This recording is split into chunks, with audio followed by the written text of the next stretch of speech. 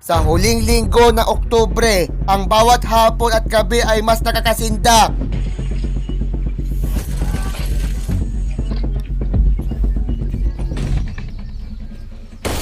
Ano ba yan? Ginagawa ko lang daan eh. Traffic na naman. Mas nakakagulantang.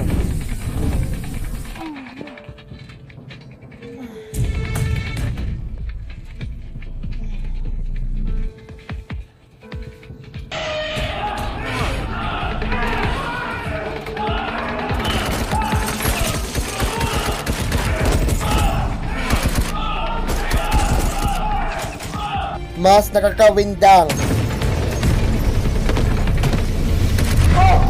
Sinasabi ko sa inyo, Pirena, bibigo ka lang. Kaya tayo na sa bola! Umurong sa pamilya niya simula nang makalawa.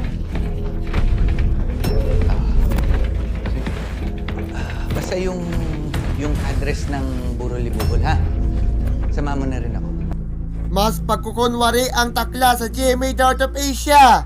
Mas mahihirapan sa pat na pick sa It's Showtime.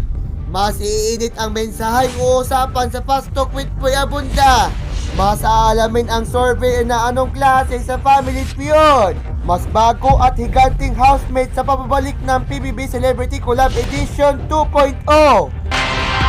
Bago tayo magtapos, paalala sa mga babiyahe, huwag kayong tataka sa pagbabayad, ha? Ang pausong tawag dyan, Mel, noon ay 1, 2, 3. Patay isang rider na nagulungan ng dump truck sa Cebu at sa Quezon City nasawiri ng isang pahinante na tumalon mula sa truck na nawala ng preno.